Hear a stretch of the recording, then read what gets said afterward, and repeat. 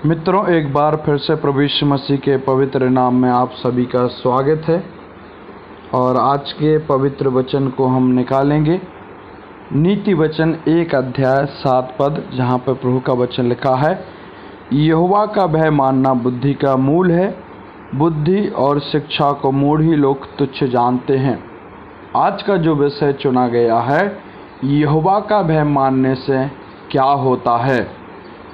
इस संसार में मनुष्य परमेश्वर का भय बहुत कम मानता दिखाई देता है, लेकिन जो भी उसका भय मानता है वह प्रार्थनाएं करता और उनका उत्तर भी पाता है, और उसका शरीर भला चंगा बना रहता है, और वह अपनी आयु में भी ग्रोथ पाता जाता है।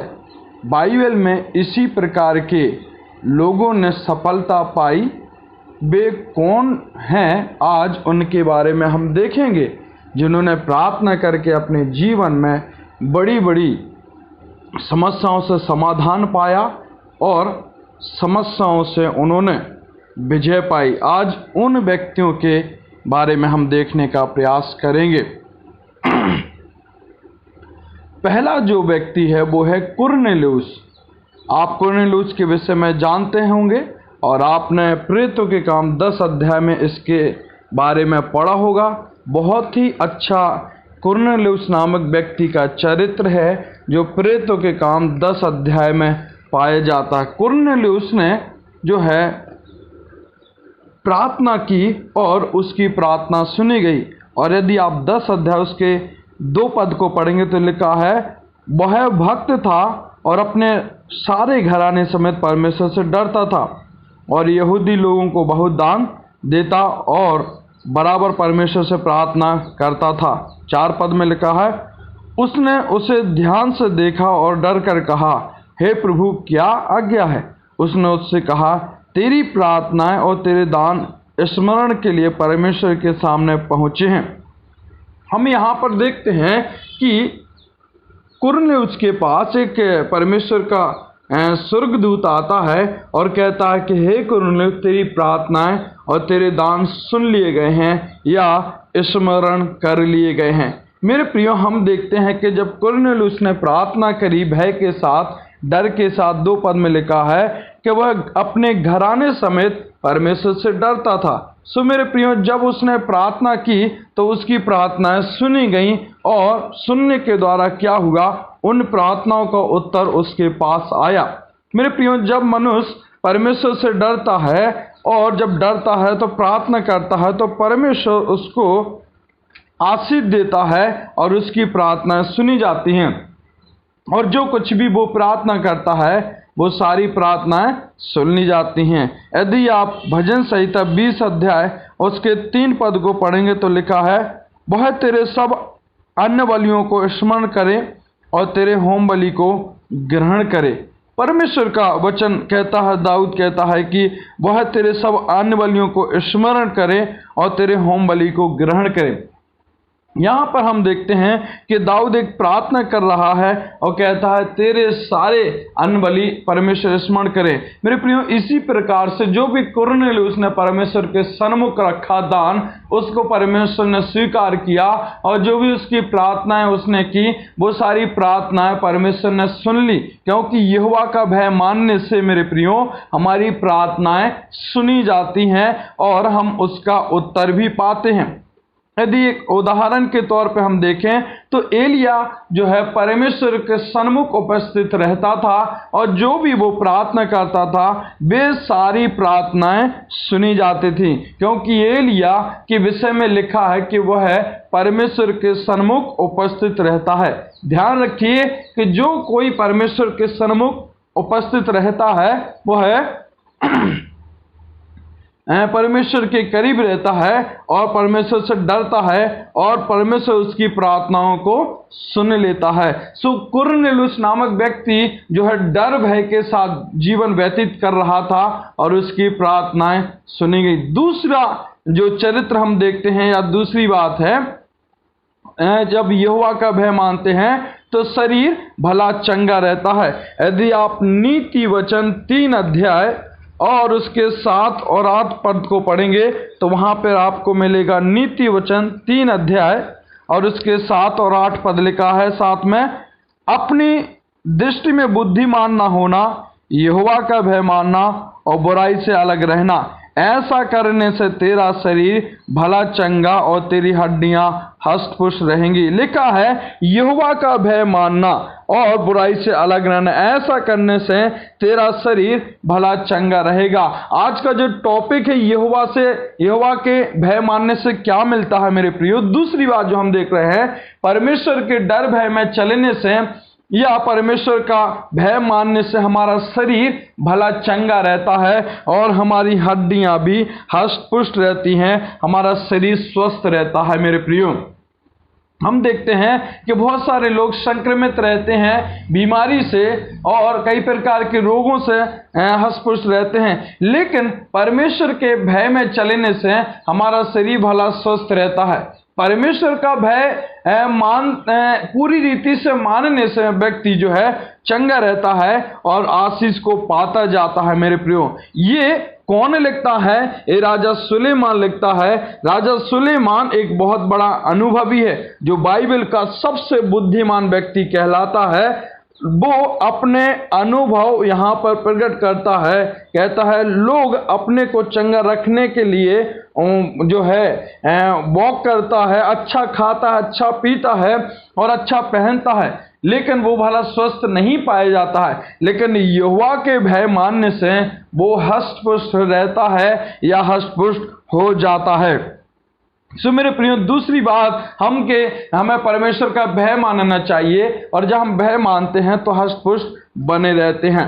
तीसरी बात हम देखते हैं कि यहोवा का भय मानने से क्या होता है। यहोवा का भय मानने से दीर्घ आयु होती है, मतलब एज हमारी बढ़ती है, हम लंबी एज के होते जाते हैं। यदि हम परमेश्वर के डर के अनुसार परमेश्वर के प्रति हमारा जीवन डर भय का है और जैसा वो हमसे चाहता है उस प्रकार का हम जीवन जीते हैं तो परमेश्वर हमारी एज को बढ़ाता जाता है। यदि आप नीति वचन 10 अध्याय और 27 पद को आप पढ़ेंगे तो लिखा है यहोवा का भय मानने से आयु बढ़ती है, परंतु दुष्टों का जीवन थोड़े ही दिनों का होता है।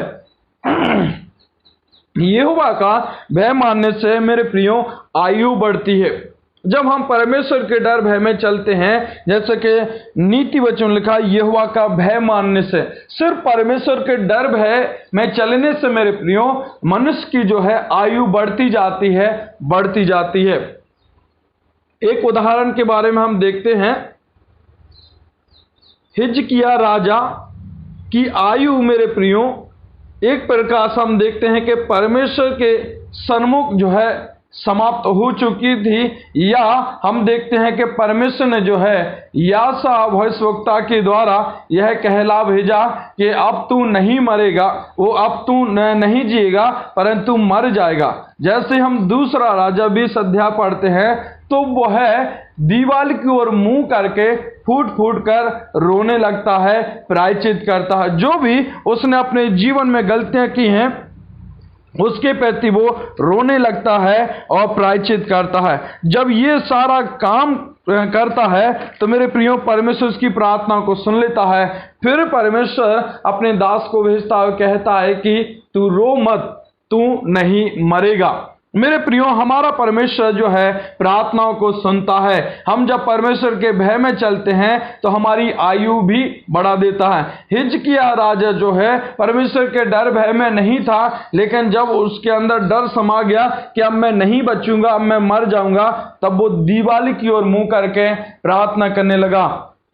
हम देखते हैं कि परमेश्वर ने उसकी आयु 15 वर्ष की और बढ़ा दी। भजन संहिता 91 के 16 में लिखा है, मैं उसको दीर्घायु से तृप्त करूंगा और अपने किए हुए उद्धार का दर्शन दिखाऊंगा। मैं उसको दीर्घायु से तृप्त करूंगा। मेरे प्रियो, हमारा परमेश्वर जो है दीर्घायु से तृप्त करता है और एक ऐसी एज देता है जो व्यक्ति सोच नहीं सकता है, एक लंबी एज देता है। शायद मेरे प्रियो हम देखते हैं कि हमारा जीवन भी शायद क्षणिक हो, शायद हमारे जीवन में कठिन परेशानी हो, शायद किसी बीमारी के हम शिकार हो गए हैं। मान के चलिए कि यदि हम कैंसर के शिकार हो गए हैं तो उनको पता है कि अब मैं ज़्यादा जी नहीं सकता, अब मैं मर जाऊंगा। लेकिन मेरे प्रियो, परमेश्वर आपसे भी बातचीत करेगा। जिस प्रकार से परमेश्वर ने हिजकिय्याह राजा की प्रार्थना को सुना और उसकी एज को बढ़ा दिया।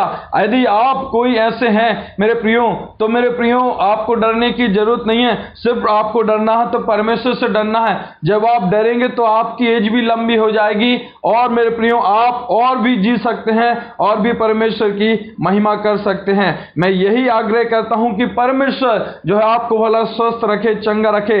लेकिन मेरे प्रियो, यदि आज मनुष्य ऐसी स्थिति में फंसा है, ऐसे समय में जी रहा है, तो मेरे प्रियो वो इस बात का ध्यान रखे कि परमेश्वर का भय मानेगा तो उसकी एज बढ़ जाएगी। आज मनुष्य करुणा काल में जी रहा है और जिनको करुणा हो गया है वो जान रहे हैं कि मैं मर जाऊंगा, मुश्किल है मैं जी सकूं। लेकिन यदि ऐसे समय में वो परमेश्वर को याद करें, अपने अपराधों को मान ले, अपने गुनाहों को मान ले और जो कुछ भी उन्होंने किया है उन सारी बातों का वो प्रायश्चित करें और मन में एक चुनाव करें कि प्रभु जो भी आपके वचन हैं या जो आप हमसे चाहते हैं हम उसके अनुसार जिएंगे, तो मेरे प्रियो उसकी एज बढ़ जाएगी और वो है आगे तक जीता रहेगा।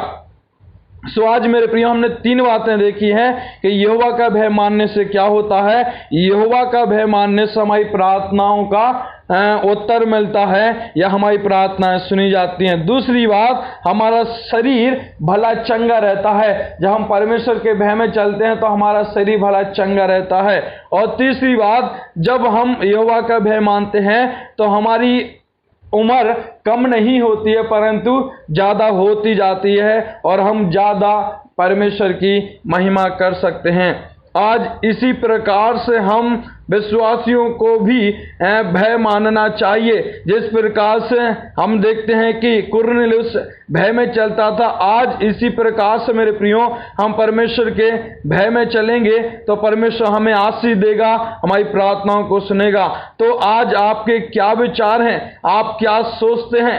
मित्रों, भय से शरीर चंगा रहता है, भय से आप परमेश्वर की आशीषों को पा सकते हैं। सो आप अपने जीवन में एक निर्णय लें, एक चुनाव करें कि मैं किस प्रकार से अपने दैनिक जीवन को बिता रहा हूं, मैं किस प्रकार से दैनिक जीवन में चल रहा हूं। मेरे प्रियो, यदि आप परमेश्वर के प्रति डर भय में नहीं जी रहे हैं तो मेरे प्रियो आज आपको सोचने की जरूरत है। और जब आप परमेश्वर के डर भय में जिएंगे तो आप भी एक स्वस्थ शरीर को पा सकते हैं, एक चंगा शरीर पा सकते हैं। यदि आप अंदर से बीमार हैं तो परमेश्वर आपको चंगाई भी दे सकता है। सो आज एक निर्णय लें और परमेश्वर से बातचीत करें। मैं जानता हूं कि इस वचन के द्वारा आप सबको आशीष मिली होगी और जरूर आप अपनी बीमारी से छुटकारा पाएंगे और जरूर आप परमेश्वर के सामने आएंगे और एक अच्छे चुनाव पर पहुंचेंगे।